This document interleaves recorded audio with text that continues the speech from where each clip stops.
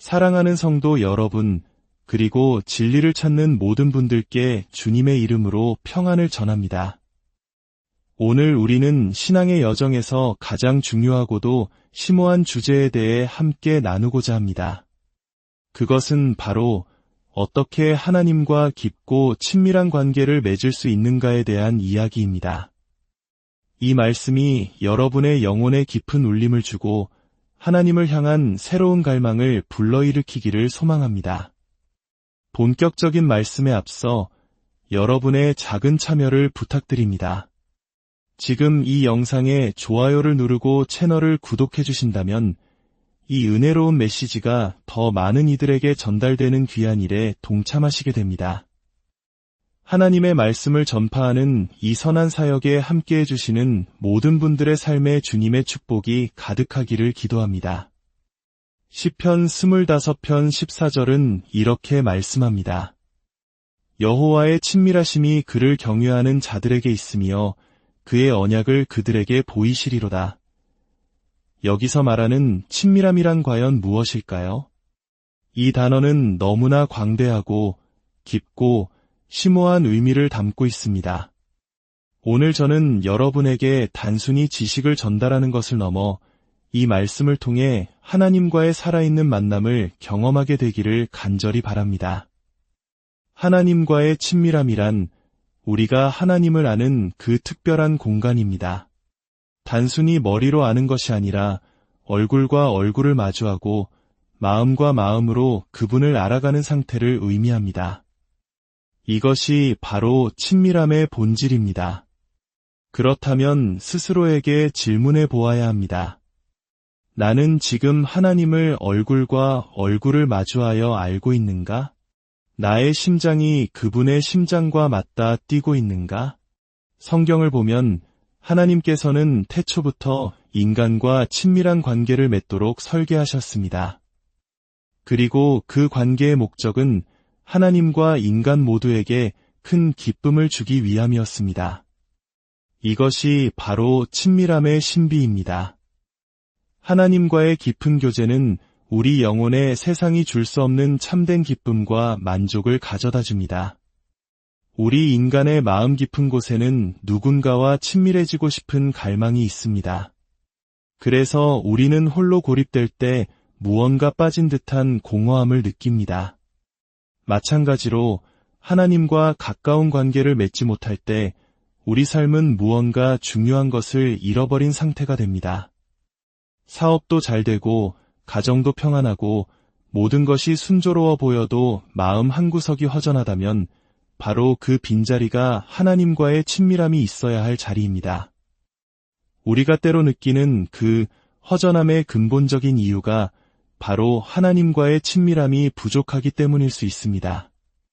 친밀함이란 교제의 가장 깊은 단계입니다. 그곳에서 하나님은 우리에게 당신의 마음을 열어 보여주십니다. 그래서 하나님께서는 이 친밀함을 설명하시기 위해 결혼이라는 제도를 사용하셨습니다. 에베소서 5장 32절을 보면 남편과 아내의 관계가 그리스도와 교회의 관계를 보여주는 그림이라고 말합니다. 이 비밀이 크도다 나는 그리스도와 교회에 대하여 말하노라. 결혼관계가 하나의 큰 비밀 즉 신비라고 말합니다. 다시 말해 하나님과의 친밀함은 성령의 조명을 통해서만 깨달을 수 있는 신비로운 영역이라는 뜻입니다. 하나님께서는 결혼을 통해 남편과 아내가 하나가 되어 기쁨을 누리도록 설계하셨습니다. 마찬가지로 하나님은 우리와 영적으로 하나 되어 깊은 기쁨을 나누기 원하십니다. 성경에서 친밀함을 표현하는 또 다른 중요한 단어는 안다입니다. 창세기에서 아담이 그의 아내 하와와 동침하매라고 기록되어 있는데 여기서 알았다는 표현은 단순한 지적 알미 아니라 육체적, 정신적, 영적으로 가장 깊은 연합을 의미하는 단어입니다. 영과 혼과 육이 하나 되는 가장 깊은 연결을 뜻하는 것입니다. 충격적인 사실은 한 기독교 연구기관의 조사에 따르면 신자들의 80%가 하나님과 친밀한 관계를 맺고 있지 않다고 응답했다는 것입니다. 그들은 하나님과의 관계에서 그 깊은 차원까지 나아가지 못하고 있었습니다. 이는 우리 안에 채워지지 않은 갈망이 있다는 것을 의미합니다. 하나님은 우리와의 친밀함을 기뻐하시고 우리 또한 그 관계 안에서 참된 기쁨을 누려야 합니다. 성경에는 두 종류의 암이 등장합니다. 이것을 이해하는 것이 매우 중요합니다. 첫 번째는 헬라어로 그노시스입니다. 이것은 머리로 아는 지식, 즉 지적인 알을 의미합니다. 책을 통해, 공부를 통해 얻는 정보와 같은 것입니다. 두 번째는 에피그노시스입니다. 이것은 체험으로 아는 지식을 의미합니다. 단순히 아는 것을 넘어 직접 경험하고 부딪히며 몸소 깨닫는 알미입니다. 하나님을 아는 것은 그노시스가 아니라 에피그노시스여야 합니다. 나는 하나님에 대해 안다고 말하는 것은 정신적, 지적인 암에 머물러 있을 수 있습니다. 그것은 하나님과 친밀해지는 것이 어떤 느낌인지, 그분과 함께할 때 어떤 감정을 느끼는지 전혀 경험하지 못한 상태일 수 있습니다.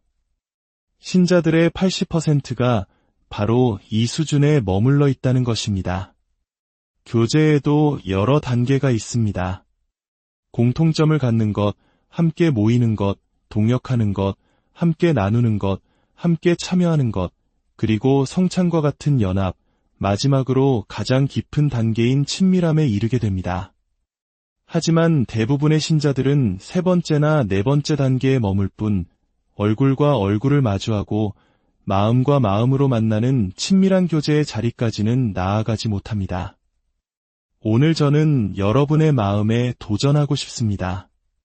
매일 기도하고 찬양할 때마다 하나님과의 살아있는 만남을 경험하는 그 친밀함의 자리로 나아가도록 여러분을 격려하고 싶습니다. 제가 신학교에 다닐 때 기적과 표적에 대해 가르치시는 교수님이 계셨습니다.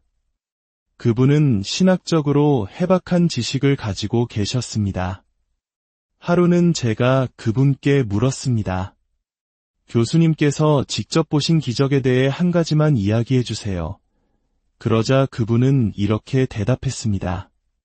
나는 한 번도 본 적이 없네. 기적에 대해 가르치면서 기적을 한 번도 본 적이 없다니 이것이 바로 그노시스의 한계입니다. 어쩌면 이것은 지식과 학벌을 중요시하는 우리 사회의 모습과도 닮아 있을지 모릅니다. 우리는 하나님에 대해 많은 것을 알지만 정작 하나님을 직접 경험하지는 못하고 있는 것은 아닐까요? 지적인 지식은 우리 마음에 일시적인 흥분을 줄 수는 있지만 삶의 근본적인 변화를 가져오지는 못합니다. 오직 계시적인 지식, 즉 에피그노시스만이 우리의 마음과 생각을 변화시키고 하나님과의 실제적인 만남으로 이끌어줍니다. 에베소서 3장 19절은 이렇게 말합니다. 그 너비와 길이와 높이와 깊이가 어떠함을 깨달아 하나님의 모든 충만하신 것으로 너희에게 충만하게 하시기를 구하노라. 여기서 깨달아 안다는 것은 단순히 지식으로 아는 것을 넘어 개인적인 경험을 통해 아는 것을 의미합니다. 경험을 통해 얻은 지식은 단순한 지식을 훨씬 능가합니다. 자녀 세대에게는 우리가 경험한 하나님 이야기가 아니라 그들 자신이 직접 경험하는 하나님이 필요합니다. 성경에 등장하는 하나님을 깊이 알았던 모든 위인들은 하나님과의 개인적인 체험을 가지고 있었습니다. 모세가 그 대표적인 예입니다. 신명기 34장 10절은 모세에 대해 이렇게 증언합니다. 그 후에는 이스라엘에 모세와 같은 선지자가 일어나지 못하였나니 모세는 여호와께서 대면하여 아시던 자요. 대면하여 아시던 자, 이 말씀이 여러분의 마음을 흔들지 않습니까? 매일 하나님을 얼굴과 얼굴을 마주하여 알게 되기를 사모하지 않으십니까? 이 세상에서 가장 위험한 사람들은 체험 없이 지식만 가득한 사람들일 수 있습니다. 그들은 하나님의 역사를 판단하고 가로막을 수 있기 때문입니다. 요한복음 17장 3절에서 예수님은 말씀하십니다. 영생은 곧 유일하신 참 하나님과 그가 보내신 자 예수 그리스도를 아는 것이니이다. 여기서 아는 것 역시 친밀하게 인격적으로 아는 것을 의미합니다. 그렇다면 어떻게 하나님을 얼굴과 얼굴을 마주하여 알 수 있을까요? 가장 중요한 방법 중 하나는 바로 기도입니다. 기도는 우리가 하나님을 알아가는 통로입니다. 예수님께서 이 땅에서 인간으로서 하나님 아버지와 가장 가까워질 수 있었던 방법도 기도였습니다. 우리가 기도해야 하는 첫 번째 동기는 무언가를 얻기 위함이 아니라 하나님 그분을 더 깊이 알기 위함이어야 합니다. 세상의 어떤 종교도 그 창시자와의 인격적이고 친밀한 관계를 요구하지 않습니다. 그러나 기독교 신앙의 핵심은 바로 예수 그리스도와의 살아있는 관계입니다. 하지만 많은 신자들에게 예수님은 여전히 낯선 분일 때가 많습니다. 하루라도 기도하지 않으면, 그분과 함께하지 않으면 주님이 보고 싶고 그리워져야 합니다. 어떻게 신자가 며칠씩 기도하지 않고도 아무렇지 않게 지낼 수 있겠습니까? 그것은 우리 안에 무언가 중요한 것이 빠져 있다는 신호입니다. 우리는 하나님에 대한 데이터나 교리가 아니라 하나님 그분 자체를 알기 원해야 합니다. 그렇다면 우리가 하나님과 친밀한 관계에 있다는 것을 어떻게 알 수 있을까요? 몇 가지 분명한 증거가 있습니다.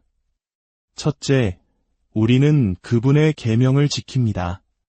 요한일서 2장 3절은 우리가 그의 계명을 지키면 이로써 우리가 그를 아는 줄로 알 것이요 라고 말씀합니다. 하나님을 진정으로 안다면 그분의 말씀에 순종하는 것은 의무가 아니라 사랑의 자연스러운 표현이 됩니다. 둘째, 우리는 죄를 삶의 방식으로 삼지 않습니다. 요한일서 3장 6절은 그 안에 거하는 자마다 범죄하지 아니하나니 범죄하는 자마다 그를 보지도 못하였고 그를 알지도 못하였느니라고 말합니다. 물론 우리는 예수를 믿은 후에도 실수로 죄를 지을 수 있습니다. 여기서 중요한 것은 실수로 죄를 짓는 것과 죄를 삶의 방식으로 삼는 것의 차이입니다. 죄를 짓고도 아무런 가책을 느끼지 못한다면 양심이 굳어진 것입니다.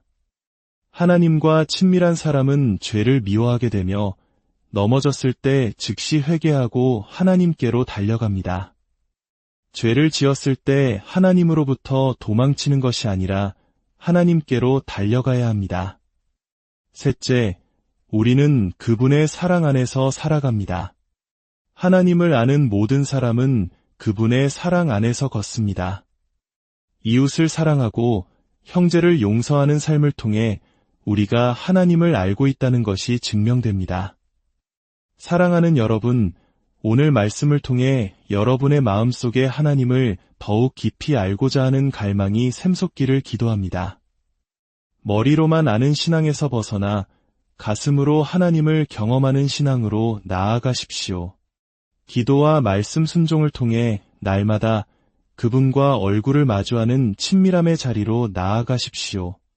여러분의 삶에 하나님의 임재가 늘 함께 하시기를, 그분과의 친밀한 교제 속에서 참된 기쁨과 평안을 누리시기를 주님의 이름으로 축복합니다.